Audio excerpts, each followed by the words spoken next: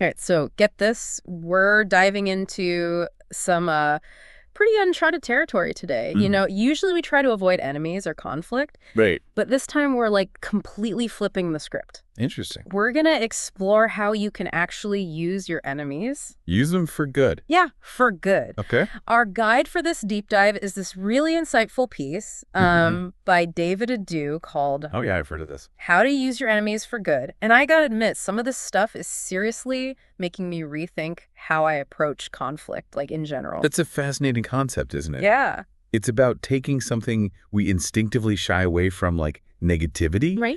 and turning it into fuel for like personal growth and positive change. Exactly. And Adu, he challenges conventional wisdom, and he encourages us to look at these like challenging relationships from a totally different angle.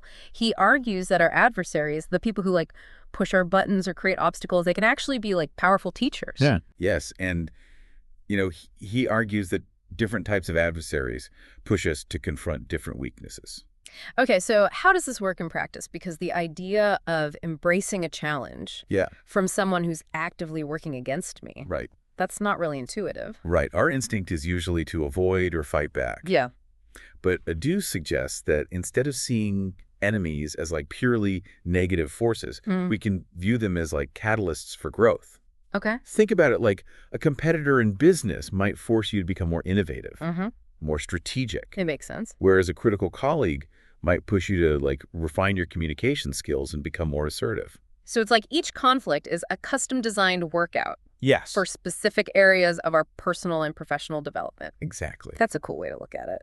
And, you know, Adu provides a really helpful question to guide us through this process. Okay. He asks, what can I learn from this conflict? How can I use this experience to become stronger and more resilient? Okay, so we're turning that negative energy into rocket fuel.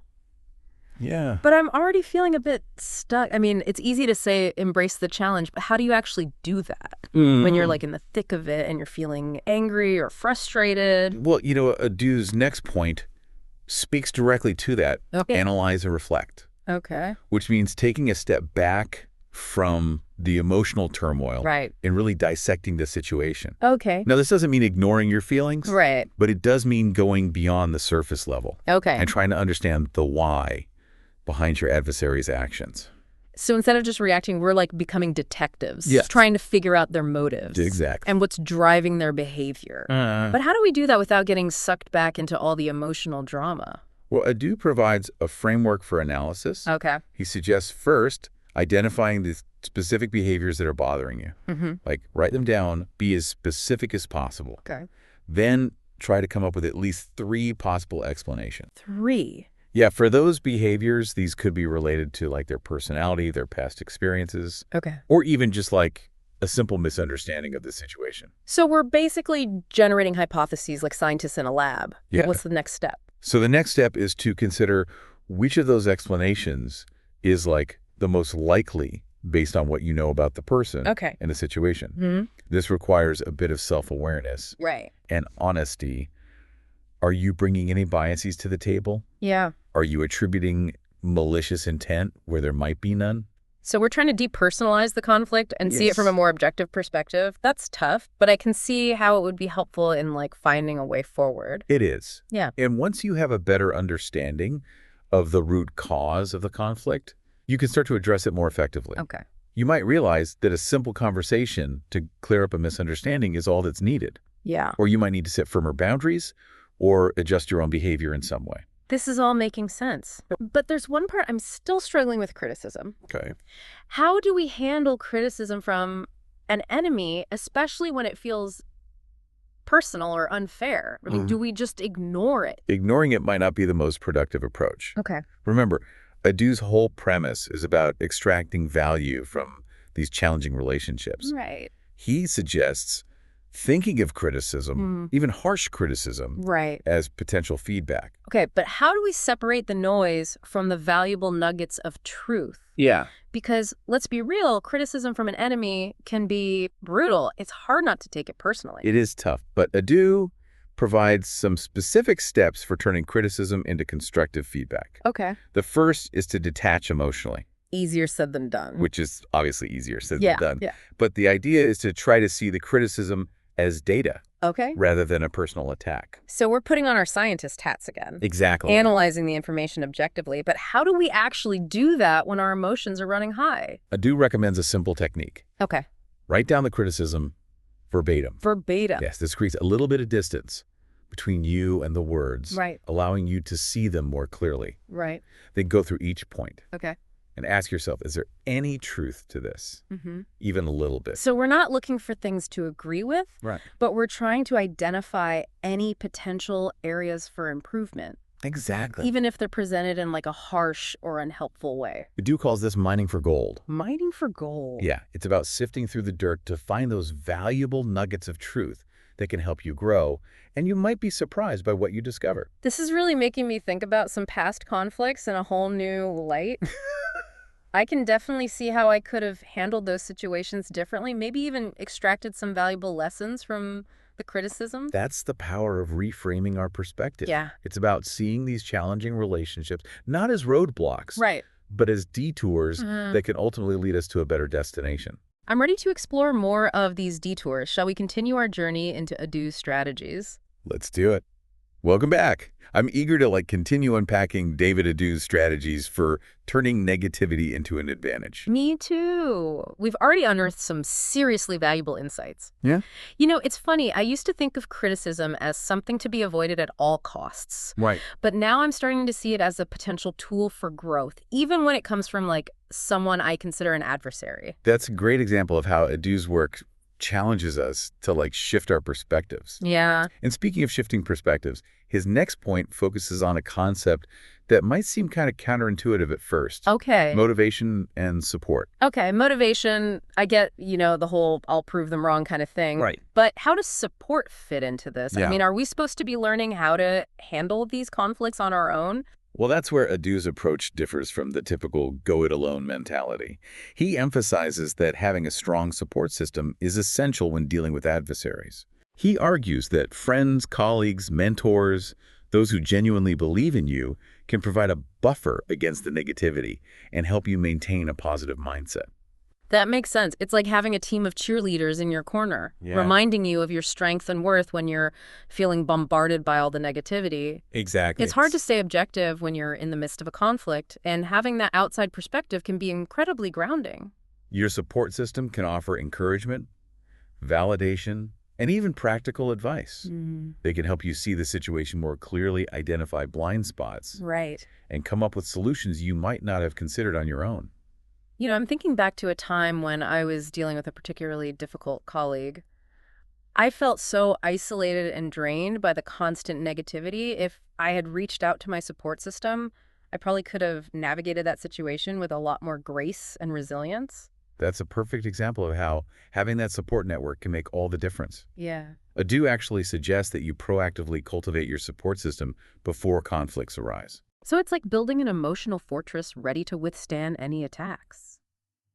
I like that analogy, but what about those times when we're feeling particularly vulnerable? Yeah. What specific strategies can we use to bolster our inner strength and resilience? Adu recommends practices like mindfulness and self-reflection. Okay. These might sound a bit woo-woo, but they're actually incredibly practical tools for managing stress and maintaining a sense of calm amidst chaos. Okay, but how do these practices actually work in the context of dealing with enemies? Yeah. I mean, I can see how meditation might help me chill out after a stressful day. Sure. But how does it equip me to handle conflict more effectively? Well, mindfulness is about being present in the moment, observing your thoughts and feelings without judgment. This can be incredibly helpful when you're feeling triggered by an adversary's actions. Instead of reacting impulsively, you can take a moment to pause, breathe, and choose a more thoughtful response. So it's like hitting the pause button on the emotional roller coaster? Yeah. That makes sense. And what about self-reflection? How does that play into this? Self-reflection is about examining your own patterns of behavior, understanding your triggers, and identifying areas where you might be contributing to the conflict even unintentionally. Right.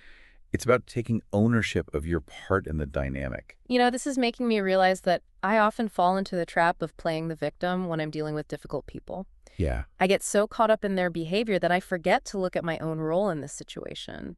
That's a common pattern, and it's one that Adu encourages us to break. He suggests keeping a journal to track your interactions with adversaries, noting your reactions, your thoughts. Okay. And any patterns you observe this can help you gain valuable self-awareness and identify areas for growth. So we're basically becoming our own therapists. Yes. Analyzing our behavior and looking for ways to improve our responses. It's almost like turning the conflict into an opportunity for personal development. Exactly. And it emphasizes that this inner work is essential for cultivating true resilience.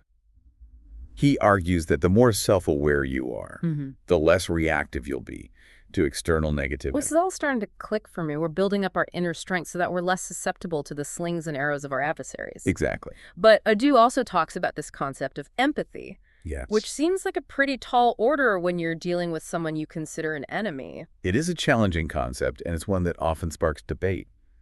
But Adu argues that empathy, even for those who oppose us, can be incredibly liberating. Okay, I'm intrigued. Tell me more. Well, first, let's be clear. Empathy doesn't mean condoning their actions or letting them walk all over you. Right. It simply means trying to understand their perspective. Why are they behaving this way? What might be driving their actions? I'm not sure I'm ready to play therapist for my enemies. Okay. But I am curious to hear how this empathy thing actually works in practice. What are the concrete steps? Adu suggests starting by acknowledging that your adversary is a complex human being just like you. Okay. They have their own story, their own wounds, their own motivations.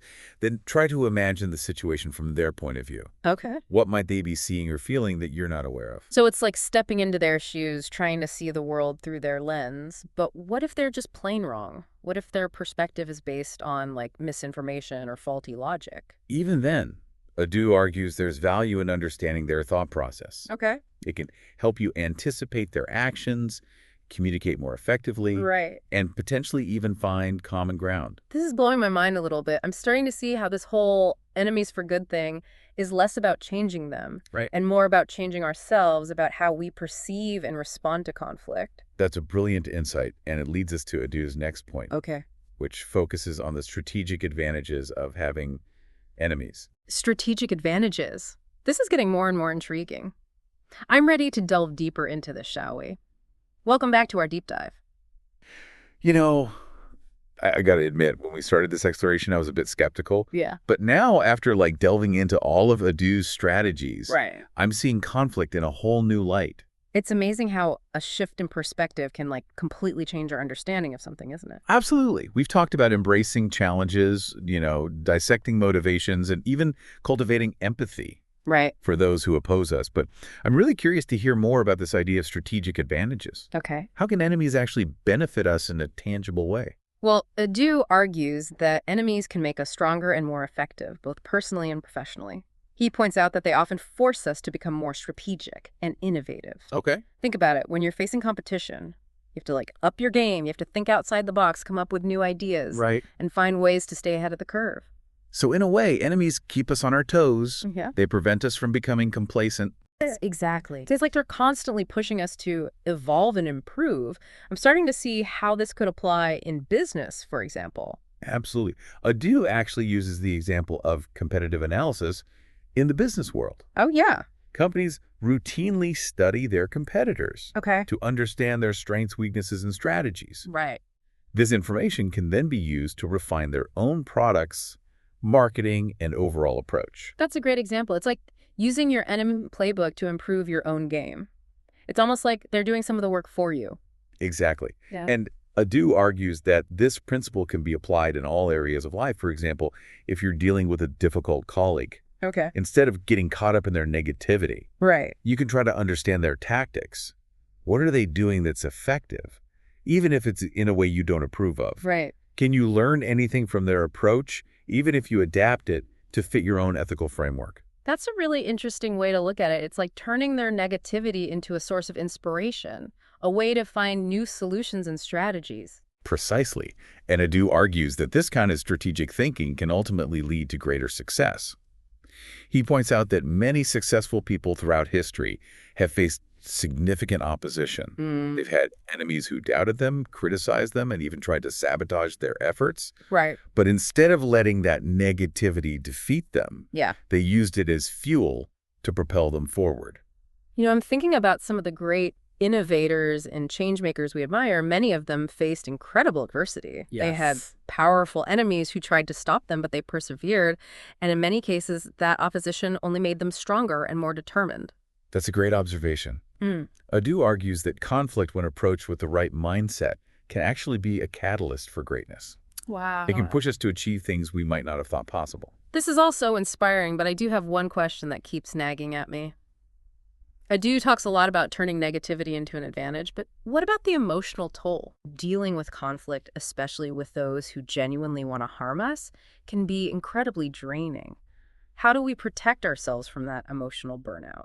That's a crucial point, and Adu addresses it directly.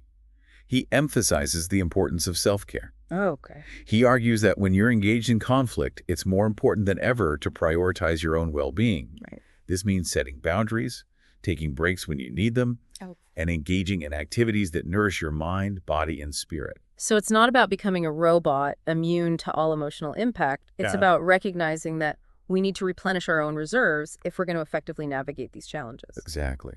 Adu suggests practices like mindfulness exercise, spending time in nature, connecting with loved ones, or anything that helps you de-stress and recharge. He emphasizes that self-care is not selfish. It's essential for maintaining your resilience and preventing burnout. This is all making so much sense. I feel like I have a whole new toolkit for dealing with conflict. But there's one final piece of the puzzle I'm still grappling with. Adu talks about using our experiences with enemies to create a positive legacy. Can you elaborate on that? What does that actually look like? That's a beautiful concept, isn't it? It's about taking those hard-won lessons, those insights gleaned from the trenches of conflict, and using them to contribute to a better world. Okay, but how do we do that in a practical way? I mean, it's not like I'm going to call up my worst enemy and say, hey, thanks for all the pain. It really helped me grow. Of course not. But Adu suggests that you can use your experiences to inspire others to advocate for positive change and to promote understanding and empathy. So it's not about reconciling with our enemies necessarily, but rather it's about using those experiences to create something positive in the world. Exactly. You might share your story to help others navigate similar challenges. You might become an advocate for conflict resolution or work to build bridges between groups that are in opposition. You might even find a way to transform the very dynamic that created the conflict in the first place. Wow, that's powerful. It's like taking that negative energy and transmuting it into something beautiful and constructive. It's almost alchemical. That's a wonderful way to put it. And Adu argues that this is the ultimate goal of using enemies for good. It's not just about surviving the conflict. It's about using it as a catalyst for personal growth, positive change, and a more harmonious world. Well, I think we've officially reached the summit of this deep dive. Yeah. We've covered so much ground, from the nitty-gritty strategies for dealing with difficult people to the broader philosophical implications of conflict and how it shapes our lives. It's been a truly enlightening journey. I hope our listeners have gained some valuable tools and perspectives for navigating the inevitable conflicts they'll encounter on their own paths. Remember, you have the power to choose how you respond to negativity. You can let it defeat you, or you can use it as fuel to propel you forward. Embrace the challenges, seek support, cultivate your inner strength, and never underestimate the transformative power of empathy. And remember, you're not alone in this. Yeah. We all face adversity, we all have enemies, and we all have the potential to turn those experiences into something meaningful and positive. Thank you for joining us on this deep dive. We hope it's inspired you to see your enemies in a new light and to embrace the transformative power of conflict.